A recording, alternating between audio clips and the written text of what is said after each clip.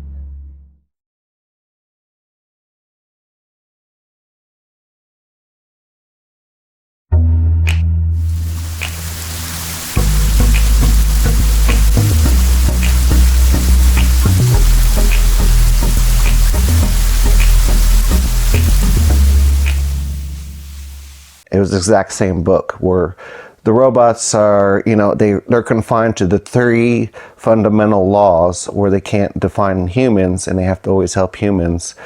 And that was the whole theory, if machines can be taught to do obey the fundamental laws.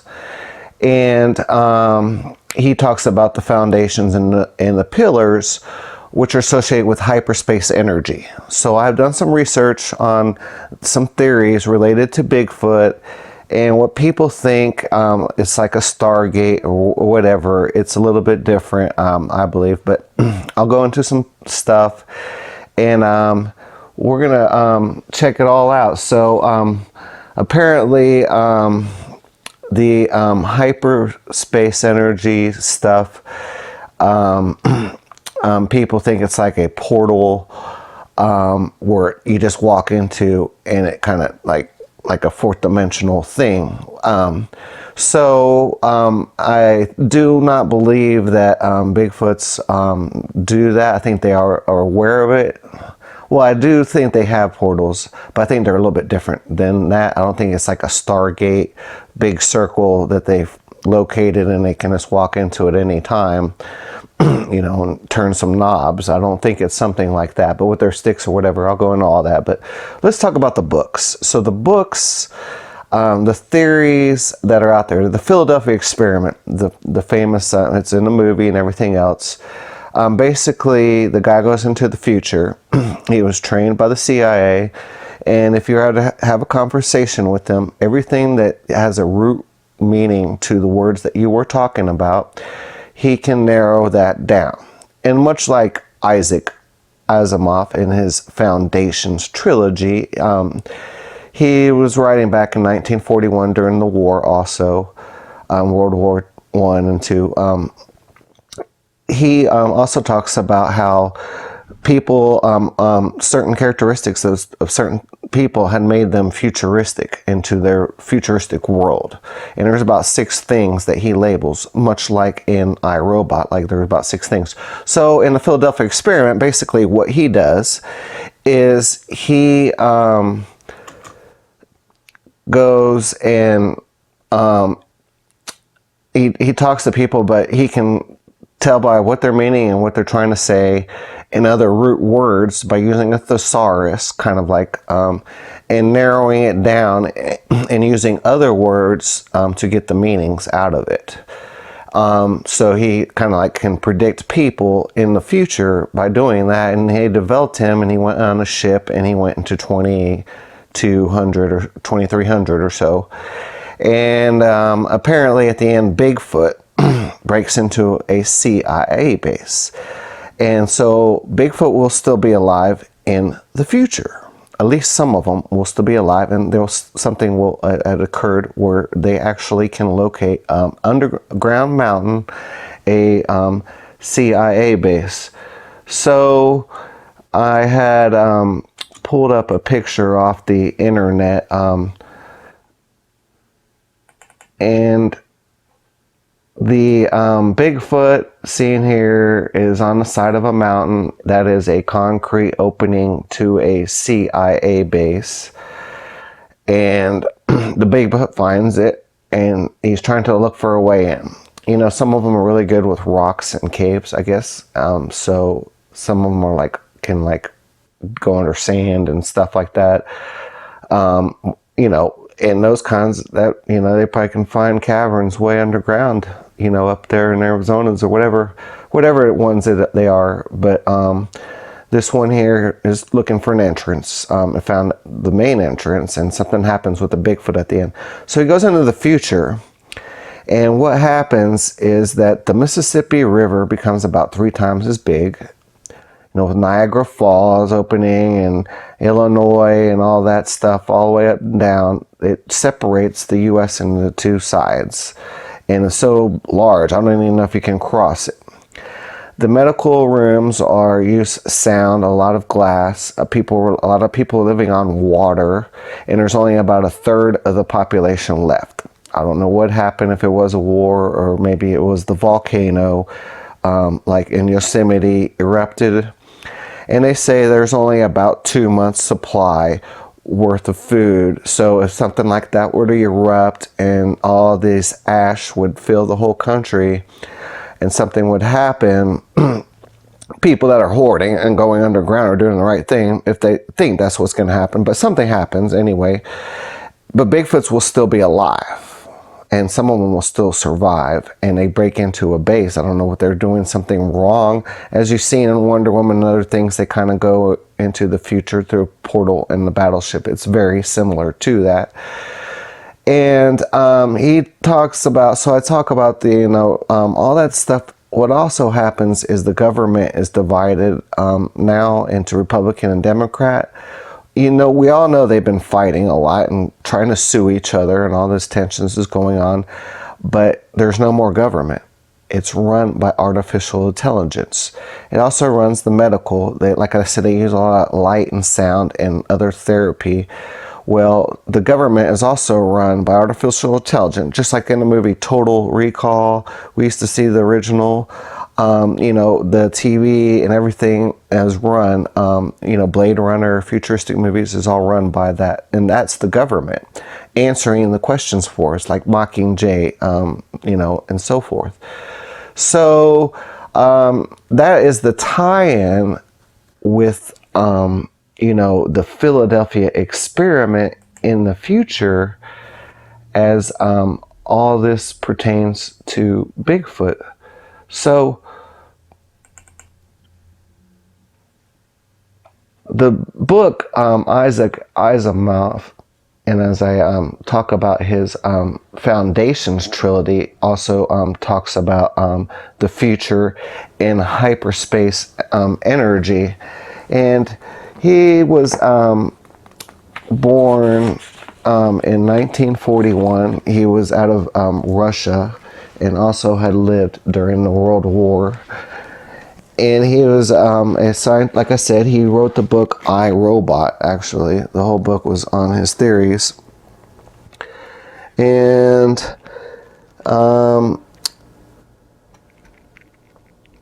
he was born in the Soviet Union. To his surprise, he moved quickly to correct the situation. When his parents emerged to the U.S., he went to British Columbia and wrote during the Second World War. He has a whole bunch. Like I said, the pillars are based upon the thinking of the people. He has an encyclopedias, very similar to the Philadelphia Experiment. The encyclopedias is engaged in a desk that one well-lit corner of the room, which he was coordinated effort to be organized, the threads to be woven into a pattern. So all this is about the patterns of people. Another one is the mayors and the courts, a juvenile thinking. He has a historian and also a someone that is really good at mathematics with a scientific thinking, as those being the types of people that were into the foundation of this world, in which the courts can tell they were watching people and can hear everything, and by their devices they planted on people, so they always had to hide what was going on. And it talks a lot about the hyperspace energy. So like your claim is that the truth is so evident, a nature that could be beyond the understanding of a giant man. It seems to be truth that he be cleared, that it's less mysterious, more open in life of mine. It presents no difficulties to some minds, the psychics of energy transfer, which we know the thermodynamics had been clear through all the history of man since the mythical ages. Yet there may be people present who would find it impossible to design a power engine. People of high intelligence. I no doubt learned the commissioners. And the commissioners are the people that in the courts can tell the people. So I'll tie in some of my stuff on hyperspace energy here in a minute. But let's give you some more examples of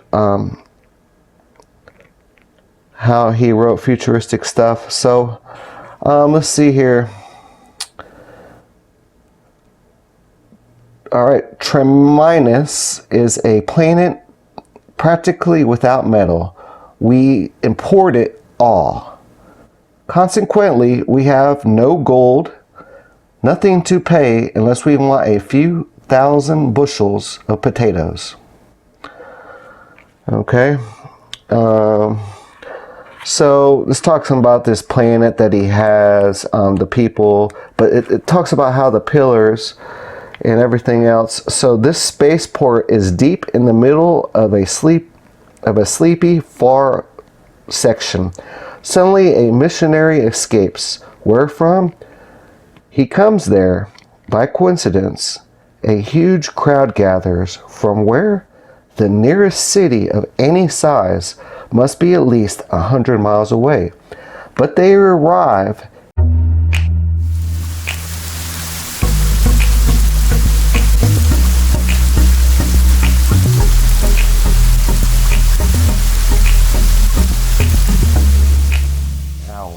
But how? What if the missionary were brought here and released as bait? Our friend, Reverend Parma, was considerably confused. He seemed at the time to be complete possession of his wisdom. So anyways, as the book goes on, it talks about hyperspace energy, other planets, only a word or two passes between the Janus and the mule, only a word or two that utterly revealing the stream of emotional consciousness that remains forever with the true interplay of understanding, such as for sake of our own limbs and necessary to transfer into words what went on. So it talks again about thesauruses and words. I'm going through like the whole book here and just reading all this stuff, but just trying to show you some of the highlights. The conspirators again in the quartz. And that's all the thinking. Of all the worlds of the galaxy, Calgon undoubtedly had the most unique history. Of all the planets of Terminus, for instance, was almost interrupted rise. That Trantor, capital of the galaxy, was at most interrupted at all. The pleasure of the world of the galaxy, the 2 centuries before the hearth of Harry Seldon, the pleasure of the world of sense made an industry, an immensely profitable one at all amount. Pushed by the civilization one by one and became elite and all this other stuff. So anyways, hyperspace energy. So I'm talking about the thinking always in my videos of what it takes. Like you have to, like a lot of people, they see something but they don't understand that they're mimicking you. Like they're saying like, oh, I saw Les Stroud and he saw the, you know, perfect seal dragged 50 feet up on a trail with a bush with all its bones, and he says, you know, but what it's doing, it's like saying, hey, you know, it's like saying, hey, I know, you know, you guys go up here and this and that and you're dumb and I can eat too and I'm trying to freak you out and that you're never going to catch me. It's kind of like a thing, but it's not the big black thing walking through the forest. It's not the Stargate. I mean, I really don't think you can just take 2 sticks and put them together and all of a sudden, you know, you have a magic stick. It's not a Harry Potter thing. But there's a lot of stories, you know, and books too. One of my theories is wicking. Like there's a lot of stuff. John Wick, Wikipedia, jumped over the candlestick. What is a wick? A wick is something that goes out. It burns when it goes out, right? Wicking is also kind of like rubbing sticks together, like people make fires. And wicking, and wicking also means something like disappearing. Truthfully, in thesaurus, most of us know it. You probably won't even find that information in the thesaurus nowadays, but that's what it means. It's like rubbing things or disappearing. So when I see them kind of disappearing and thinking that, I'm thinking maybe a good name for them is maybe wicks. One of the movies on the History Channel stated that some of them, one of the ancient shamans and Indian investigators out there says that they can often look like they turn into a black fume. That's why a lot of people look for dark spots, and then they like can appear. Like I have some videos where their faces appear and disappear. But anyway, about their hyperspace energy, I think it's more like they have like a spirit keepers, and you can see a lot of energy, like almost like ghosts or entities around the formations where I film them a lot of times and showing up on my camera. And I also must always see like a face or an entity in front of one or near one when I get into identifying some areas. Anyhow, I think somehow like they connect all the spirit, like all I heard they have a chlorophyll form magic by some famous researchers on YouTube, and some of their other knowledge is pretty close to that. But I think some people are getting a little bit too off on the scientific thing, like their spaceship that comes down and maybe picks up animals and takes them back away. I don't think that happens. A lot of them look really natural to me, but it's also not the big black thing walking through the forest. So the question is, how are they eating? How they're surviving? Do we even know what's going on? Whatever. And that is a great question, because, you know, but anyhow, beyond all of that, what do we really know that's out there in the forest? Do we really know how many animals were once there at one time or not, you know? But as we go on, maybe that's why people hunt. Maybe that's why roads are being built. Maybe that's why fences are being, maybe that's why helicopters are over. Maybe that's why people do all of these efforts and have city councils and newspapers about it. But, you know, it was like, let's catch one. But you got to really look into the sticks. You got to really look in there. Maybe they put them all together and they like light up the forest and they have this hyperspace energy. I think it comes off from the sun. And apparently this other reptilian researcher has some information about Purple Hun. And Purple Hun, if you're familiar with the China dynasty, Purple Hun and the Hun dynasty was preserved in stone or clay or whatever under the mountain, a huge dynasty of soldiers. And they were surrounded by a moat, and they were covered in purple hun. Covered. And what this stuff does is it puts you from the third dimensional state into the second dimensional state. His theory is that reptilians build a moat using liquid mercury. They take the purple hun, they cover them in there, and they take their souls and they suck their souls. These Archelian, dragons. They take the whole army and took them from the third dimensional state, which you live in, and turn them into stone in the second dimensional, and then took their spirits. Well, apparently I see a lot of purple off the trees, hues and other things, maybe by the bark, and using some of the stuff, they just kind of like maybe throw like the bark or pieces up, and I think they cover themselves. I've seen them have disguises, but some of my old footage I can't really tell, so I don't put it all out, but I research it, and I've done it for a while. And I know that they have a way of lighting up the forest. Colorado Bigfoot says they almost always carry an X. Almost, it's amazing, but you do see an X right around where they're at, like a lot of times on video or camera. But we don't, I haven't really caught that one walking or doing it. I have them right in front of me. I just stood 20 feet. But anyways, the hyperspace thing. So if they're disappearing or reappearing, what is their magic? Some say they have a chlorophyll magic. So maybe they take the spirits out of the trees, and then they, or like the entities of souls or other things, and they use that and keep, like a lot of people say they're like spirit keepers in a way or whatnot. And I really don't think, if you capture one, you're going to get one to do that. But, it says like in a lot of books, Planet of the Apes in the first one, they say some of them can float. And they also can take balls, like marbles, and make them float around their head or something like that. You've seen it in stories and other things. Maybe they can mentally have like an orb that watches people or something like that, like a small one, or they can intuitively do that, and maybe they have some kind of inner knowledge.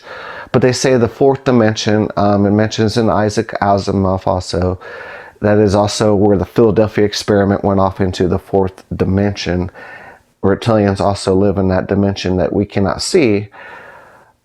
But I think they're all in different ways. So I think there's a lot of misunderstanding about what actually happens, because maybe they're actually watching us around these portals and protecting us, and it's aliens or maybe something other things that has always lived. In the ancient civilization, it says in the Mayans that the snake people are the reptilian people. Maybe they come across and taken a lot of that civilization back then, not just Spain conquering them. And the story is wrong, because the Anunnaki and the Indians did take Dormas and fly over there and take all the gold from Colombia, like it says in the books of Isaac Asimov, that there was no more gold left, that they had built the city of all these metals. And the people were all confined to the certain pillars of success, and that's how they knew who they were. So why in the future, had Bigfoot still survives? So, like they say, maybe there's different kinds. There's Ewok ones. There's the small ones look like gremlins, or little squinted eyes.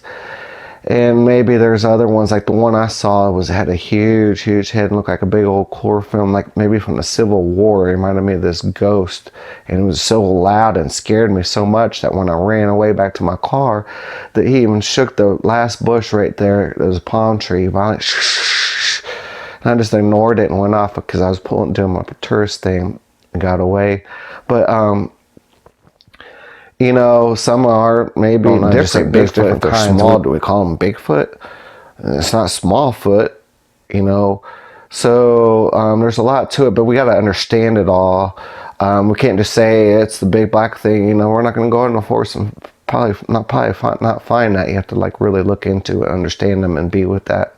But whatever your thinking is, whatever your pillars are, that is your whole success. And the more you think one way or the other way, you're going to limit to yourself. It's in the book, you know, the narrow two roads. Which two roads do you take? Every time you take a path or a road, you're limiting yourself, and a lot does that in research, even if you take the other approach.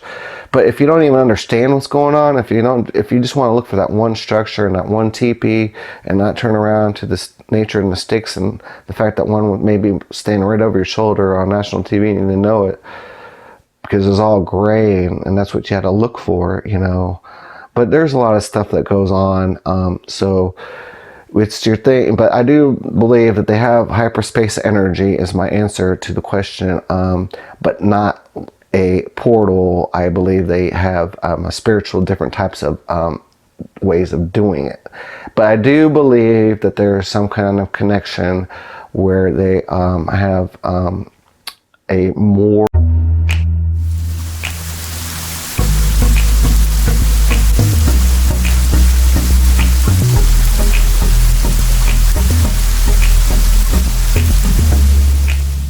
power through maybe storms or whatever, because these storms and stuff that lights up the sky, it's really scary. We're living in one world, and the next thing you know, it's different. And you know, if anything's living out there or around there, it's impossible. But there's a lot of other things, little people, other things out there that comes into play. So you know, it's, you know, you can't just say keep it totally open, but you know, what can you do? So anyways, their hyperspace energy, you know, the Philadelphia Experiment talks about it. Wonder Woman, they went into like a battleship into the future. Isaac Asimov talks about it, how you're thinking, your pillars, it takes a historian, somebody good at dictionary and writing, somebody that has some kind of scientific mind, somebody has some kind of juvenile types of thinking, and somebody that also has, you know, mathematical concepts. And all those things kind of come into play. Reptilians also are attracted to people that are high in scientific value and can do things that are to the community, because they want to confine us into a thinking that we're like bad people, like the Illuminati, like we have no power over them. And that's why people like Drew Carey makes fun of people, because that's their comedy. We're idiots. Bigfoots kind of do that in a way too. They mimic people. You know, we're idiots. You don't even know what's going on when I leave you a bone. And people go, oh, look, you know, we lifted me a bone. It's doing that for a reason. You got to get into it. You got to really understand it. But, you know, they do have some kind of energy, but it all talks about it in books and scientific and major authors. I, Robot, Isaac Asimov, Philadelphia Experiment. You know, these are movies.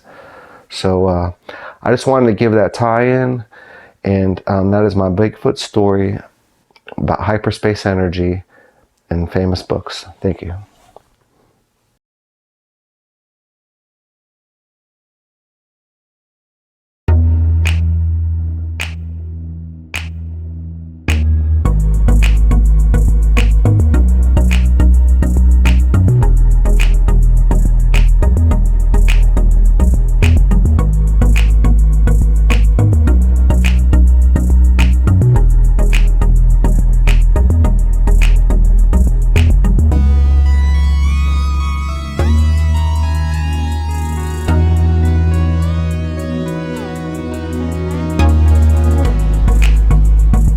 Taliban.